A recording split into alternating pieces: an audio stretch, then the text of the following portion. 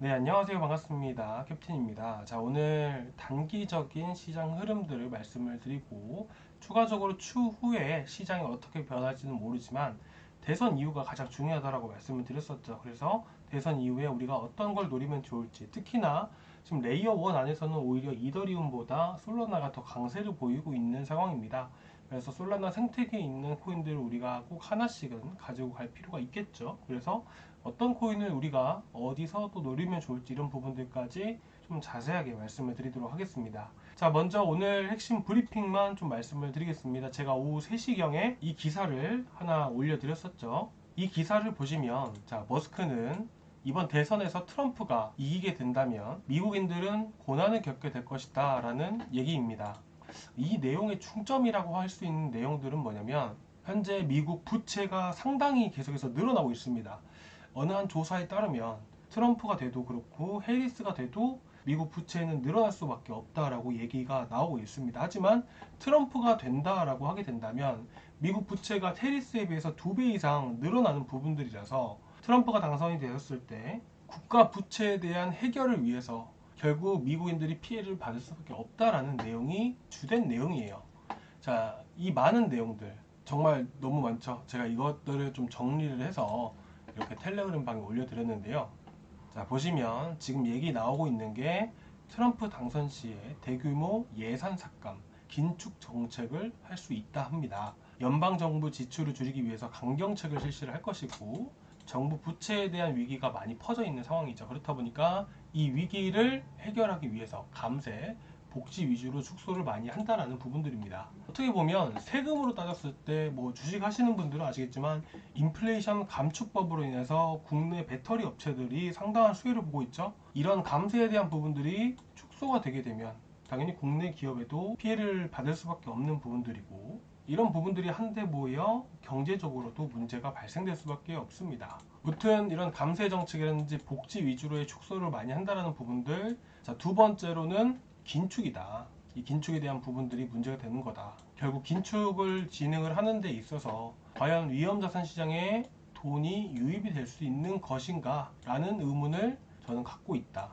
그리고 금리 인하를 시장이 예상한 대로 진행할 수 있는 것인가, 이런 부분들이죠. 트럼프가 당선이 되게 되면 인플레이션이 발생할 수도 있다. 이런 얘기들도 가장 많이 나오고 있는 부분들이니까요.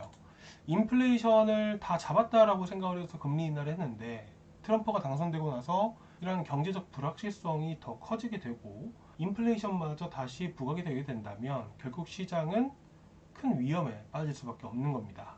과연 이런 트럼프 지지율 상승과 이 당선 기대감이 과연 비트코인 급등 사유가 될 수 있는지 여러분들이 한번 고민해 보셨으면 좋겠습니다 라고 말씀을 드렸습니다. 일단 이거는 대선 이후의 흐름들이 상당히 중요하겠죠. 지금 트럼프와 관련해서 트럼프 트레이드로 인해서 비트코인이 많이 올라간다라고 하는데, 사실 제가 생각을 했을 때는 뭐 어제 그제도 말씀을 드렸지만 국채 금리가 상승을 한다라는 부분들은 결국 채권의 메리트가 있어서 채권 쪽으로 자금이 지금 많이 쏠리고 있는 겁니다. 채권이라는 것, 자, 투자해 보신 분들 아시죠? 안전자산입니다. 지금 안전자산 하면 최고가 뭐가 있죠? 금이죠. 자, 안전한 자산 중에서도 채권과 금 쪽으로 자금이 많이 쏠리고 있다. 하루빨리 하락을 해야 된다. 그리고 추가적으로 어떻죠? 자, 비트코인 쪽으로 해서 수급이 쏠리고 있는 겁니다. 여러분들, 알트가 상승하기 위해서는 어떻게 해야 될까요?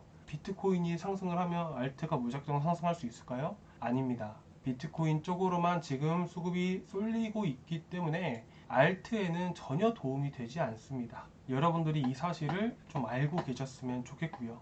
결국에는 알트장이 만들어지기 위해서는 결국 이더리움이라는 알트코인의 대장이 움직여줘야 되는데, 이더리움이 당연히 못 움직일 수밖에 없죠. 당연히 안전자산으로 자금이 많이 쏠리고 있기 때문이에요. 그래서 이더가 못 올라가는 이유 중 하나라고 저는 생각을 합니다. 그래서 결국 이더 상승과 함께 알트장이 만들어질 건데, 지금은 대선이라는 리스크 있는 이런 불확실성이 있는 이벤트 때문에 현재 자산들이 어떻게 보면 금과 채권 그리고 비트코인 쪽으로만 쏠리고 있어서 현재 이런 시장이 만들어지는 것이고, 일단 대선이라도 누가 당선이 되든 대선이라도 끝나면 그 이후의 흐름들이 결정되지 않을까 합니다. 그래서 지금은 시장이 좋은 것도 아니고 안 좋은 것도 아닌 상황이다 라고 말씀을 드리고 싶고요. 무튼 그리고 이제 지금 시장을 우리가 너무 믿지 말자, 계획대로 가자, 대선 이후에. 그리고 조금 더 경계심을 갖고 봐야 되는 시기라고 말씀드려 봅니다. 자, 그리고 이제 정말 돈이 셀 수 없이 많고 그만큼 버는 사람들은요, 수익보다 리스크를 최우선으로 보지 않을까 합니다. 제가 돈을 셀 수 없이 만큼 많은 건 아니지만 그런 부분에 있어서 항상 저는 보수적으로 생각하고 그런 부분들을 보험받아야 된다고 생각을 합니다. 그래서 저도 항상 여러분들께 추천드릴 때 손실을 더 벌 수 있을 장이라면 애초에 추천도 드리지 않죠. 그리고 기다립니다. 그리고 항상 수익보다는 리스크를 좀 더 생각을 하고 보수적으로 그래서 추천을 드리는 부분들이고요. 일단 우리가 대선 이후의 흐름들을 좀 더 체크를 해보자고요. 그리고 최근 들어서 솔라나 TBL이 계속 치고 올라가고 있습니다. 그리고 현재는 조금 쉬어가는 분위기를 또 보여주고 있는데요. 자, 오늘 여러분들께 소개해드릴 코인은 주피터입니다. CBD 보시면 어떻죠? 밑바닥부터 해서 엄청나게 유입이 되고 있는 상황입니다. 아비트럼 역시나 마찬가지고요. 그래서 이거는 제가 추후에 말씀을 드리겠지만 주피터는 솔라나 생태계 안에서도 TBL이 상당히 높은 이런 코인 중에 하나입니다.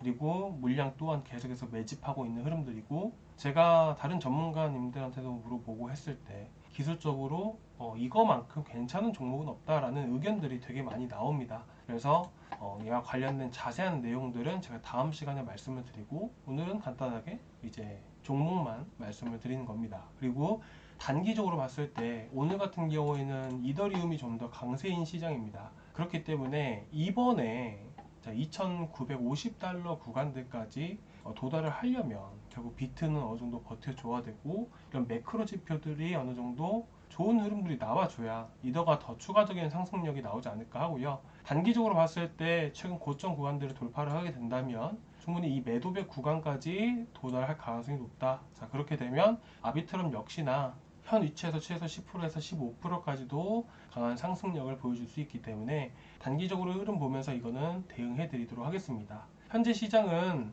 거의 퐁당퐁당입니다. 어제 그제 뭐 좋았으면 오늘 또 안 좋기도 하고요. 매번 이런 흐름들이 반복됩니다. 그래서 여러분들이 지금은 공격적인 투자보다는 현재는 퐁당퐁당이기 때문에 우리가 조금은 경계를 하자. 오늘은 경계를 하자라고 하는 게 또 이제 결론인 것 같네요. 일단은 당분간은 특이사항은 없습니다. 그래서 영상에서 딱히 말씀드린 내용은 없고, 브리핑 때 말씀드릴 것들 이런 것들 정리해서 영상으로 드리고 있는데, 또 좋은 소식 있으면 또 빨리빨리 또 말씀을 드리도록 하겠습니다. 자, 오늘 여기까지 준비했고요. 다음 시간에 또 뵙도록 하겠습니다. 감사합니다.